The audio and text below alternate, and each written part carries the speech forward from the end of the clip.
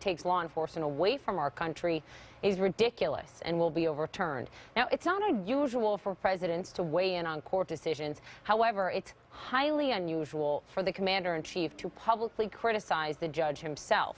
With me to debate, CNN political commentator and opinion columnist for the New York Times, Charles Blow. Also joining us, James Carafano with the Heritage Foundation. He also worked on Donald Trump's presidential transition team, both on foreign policy and homeland security, right up until the inauguration. Thank you both for being here. Good to be with you. James, let me begin with you regarding that tweet. I mean, undermining the legitimacy of a sitting federal judge, calling them so-called judge. It's not the first time. I mean, this is a president who, during the campaign, attacked Judge Curiel, who was overseeing the Trump University case. He said he couldn't make fair rulings because he was, quote, Mexican. That is not true. This judge was American, born in Indiana. What do you make of attacks like these and what they do to our judicial system as a whole?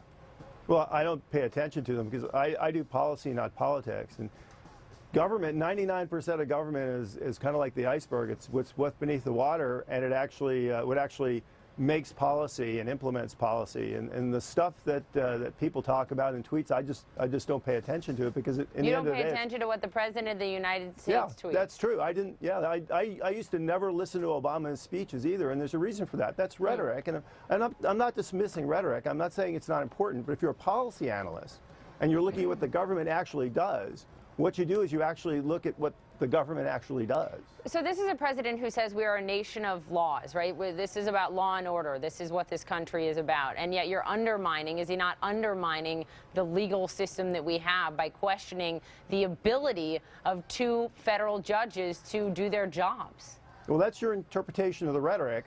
I look at what the government did. If the government ignored the judge's ban, or if the government contravened the law, then I would say we're not a nation of laws. But if you want to debate political rhetoric, then find somebody that likes to debate politics. Charles, you like to debate politics. Your take? Well, I mean, it says a lot about Trump himself and whether or not he sees the judicial branch of the government as truly independent, or whether or not he feels like he is able to attack whenever he does not get a favorable ruling. And that's really interesting because, you know, Trump is no stranger to the court system. He has been in the court system over his lifetime, thousands of times, either suing or being sued. He is intimate with judges, for better or for worse. And this idea, you know, this is a person who is appointed one Supreme Court justice, may get more than that, who knows.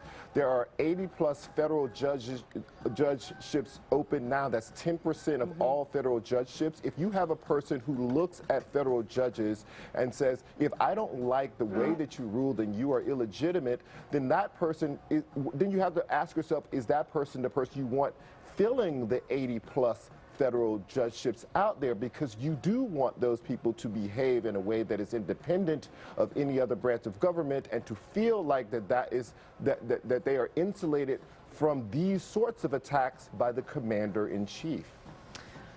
James, talking about the travel ban and the justification that the administration has used for it to keep this country more safe. In the last 48 hours, we saw that knife attack at the Louvre in Paris. And here's what the president tweeted about it. He said, a new radical Islamic terrorist has just attacked the Louvre Museum in Paris. Tourists were locked down. France on edge. Get smart, U.S. But here's the issue. When you look at the origin of the attacker, this was a resident of the UAE. He had a Saudi visa, and he was an Egyptian national. None of those three countries are part of this travel ban. Does that undermine the president's argument in that tweet? What do you think he was saying in that tweet? Well, I'm not going to speak for the president. You're going to have to ask the president. But, you know, I've worked on these issues for, you know, over a decade and a half. What we've seen is if you show me one path of terrorist travel, that's a path of terrorist travel. As a matter of fact, if you go back to the original 9/11 Commission report on terrorist travel, not the 9/11 report, but the addendum, the one that looked at terrorist travel, what you see is terrorists have tried to travel every means possible. And you have to have a robust toolkit to deal with all those things. To say that this terrorist didn't use the method that you're defending against doesn't invalidate it, right? You want to cover all. He's tweeting about an attack and seemingly using it as justification for this ban when none of the countries. Yeah, but if you're not going to let me answer the question, we really can't have a dialogue here. So The purpose of this executive order is to deal with an emergent threat, which is we had tens of thousands of foreign fighters flow into Iraq and Syria, which is different than the person you just mentioned. As ISIS reduces space, those people have to flow somewhere. Everybody believes that they're going to flow to 6 of the countries in the order, and Iran, which is known as the world's largest state sponsor of terrorism.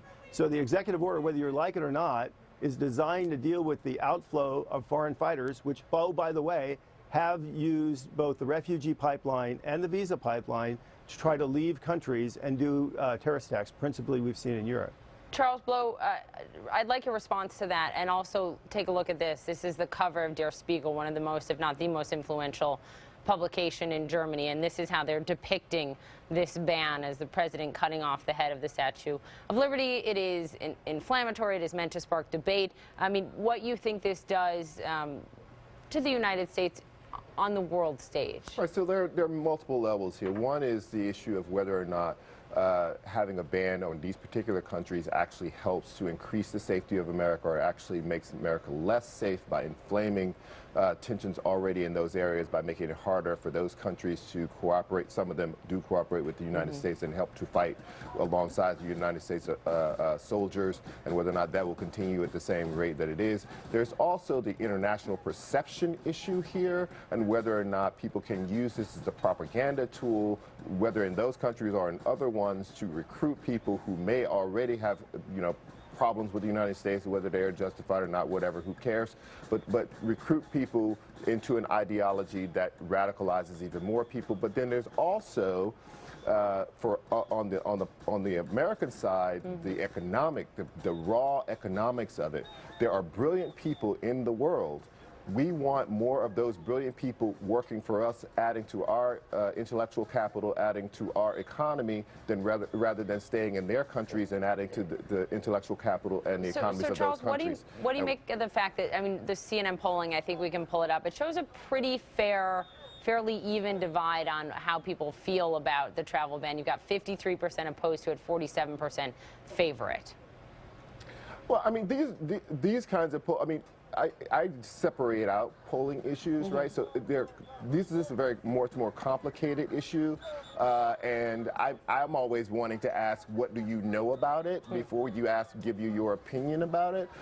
You have to remember the vast majority of the country lives in places where immigrants do not flow to, particularly immigrants from those particular kinds of countries. Those people generally come to the coast and to the border states, and a lot of places in the middle have no contact, and so they don't see the benefit of it. They don't have neighbors and coworkers who are part of that immigrant group, and it's a lot harder to empathize with those particular people if you just have no kind of contact with them. So when I see questions like that, I want to ask, what do you know about the issue? Do you live or work around immigrants?